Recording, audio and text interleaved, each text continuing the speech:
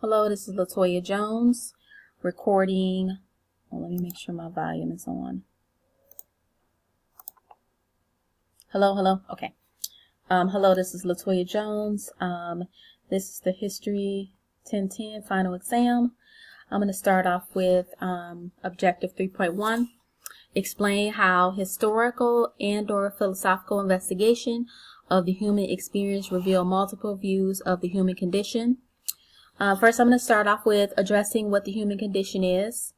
The human condition is the key characteristics, key events, and situations which compose the essentials of human existence, such as birth, growth, emotionally aspiration, conflict, and mortality. I'm also going to address the refugees and global migration as my great decisions topic. When we think about the human experience and condition from the world history standpoint, we think about how humans have observed or experienced things in their lives that may affect them in some kind of way, good or bad. One thing I think is one important factor is to address what is more important to me, law and order or freedom. Those are one of the things I'm going to address. I think it is important for humans to have a combination of both. Law and order, both law and order and freedom.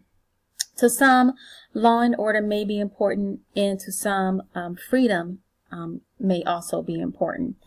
I think law and order keeps more of a balance in the world. It keeps crime low. It keeps people from invading others' privacy. It keeps the laws in check. It keeps people following laws. Keeps people from really just infringing on others' rights. And on the other hand, people also have the right to their freedom. So again, I think it's important to make sure that we have that balance. Freedom of speech, freedom to vote, freedom to provide quality education for children or self or families. Really just freedom to live a good life. You know, at one point in time, certain people weren't allowed freedoms. And when we think about the great decisions topic, refugees and global migrations, a lot of the refugees have lost their certain freedoms in their countries, and they're in danger of being persecuted because they're not allowed to have a certain religious freedom or not allowed to have certain beliefs. So a lot of the refugees have migrated to countries where they can be allotted those freedoms, which is something that I think we as humans kind of take advantage of at times. Because we have so many free things that we are allowed. We have freedom of speech. We have freedom of religion, freedom of choice. And some people do not get those liberties. So I just think it's important that we as humans really take into account and really try to value those things. Which is the reason why a lot of the refugees seek asylum to other countries where they are allotted those freedoms. They're allowed to come to countries and start a new life. And they're awarded certain liberties that they are not in their country. And I think it's good to kind of maintain that balance so that, you know, it's a good balance for the common good. 3.2, describe international problems, achievements, and aspirations of the U.S. and other nations and countries. I'm going to address some of the international problems, and I'm also going to talk about decoding the U.S.-China trade as one of the international problems, and then the Trump shutdown. So I think some of the, from an international standpoint of our problems consist of a lot of conspiracy in the government. Such as what is going on in the government with the Trump and the Russian in the election interference. This has created a variety of issues and has led to a lack of trust. In addition to that, I would also like to address the issue of the great decisions decoding the U.S.-China trade. This is an issue because the U.S. relies on China for trade, so it would not be wise to start a trade war with China. In the event that the U.S. raises the tariffs, and China could begin to go to other countries for sources for goods and could leave the U.S. in a bad position. So ultimately, I think that some of these issues have really led to a distrust of the people, and also maybe even some carelessness of the government. And I think that these issues really need to be addressed. And I think that the U.S. should really get a handle on the trade in China, because it will pose more problems in the long run. So I think it's important for them to come to a common good of where it will benefit both parties, not just one party. Evaluate the effects of global interconnectedness on individuals, communities, businesses, and societies. So I'm going to start off with addressing what global interconnectedness is. Global interconnectedness refers to the ability to understand and function in an increasingly multicultural, international yet interconnected environment.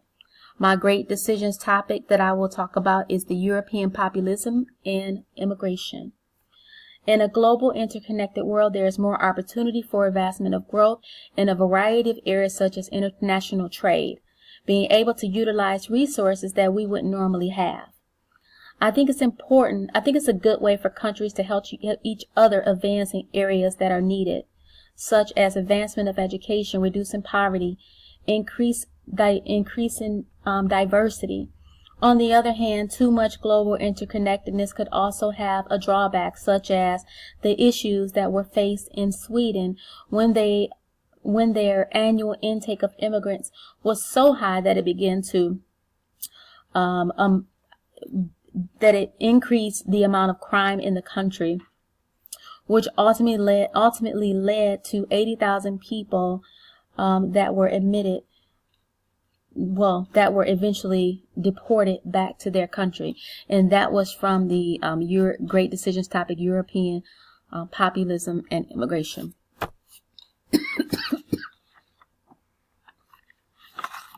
Participate actively and productively as a team member and leader in a chosen area of community service for the common good.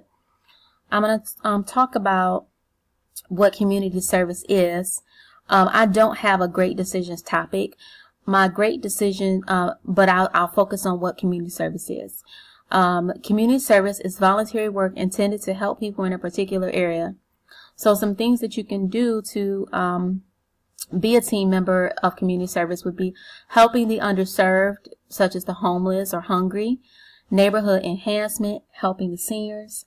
I will say that I haven't had any recent areas of community service that I can think of at this moment, but a few things that I have done in the past was participating in serving the underserved at the local soup kitchen by serving the meals, pretty much serving the meals. Also volunteer at a nursing home to provide comfort and companionship to those who needed it. A lot of times the elderly get neglected in a nursing home by their families, so sometimes just having someone there, even just making sure that they have their water, seeing if they need anything, bringing their food trays to them, really, and just, being a listening ear if they need it, just kind of helps them. It may brighten their day. If I were to get more involved with community service in the future, I would continue to help the underserved, such as volunteer at a shelter and continue to serve hot meals to those who need it. Develop a value for responsible citizenship and civic engagement. So I'm going to start off with addressing what civic engagement means. Civic engagement means working to make a difference in the civic life of our communities and developing the combination of knowledge, skills, values, and motivation to make a difference. It means promoting the quality of life in a community through both political and non-political processes. It is important for a person to be more involved in civic engagement because it helps increase value in the communities. Instead of just living in a community, try and be a part of the community. Start a neighborhood watch club to help with keeping the community safe and clean.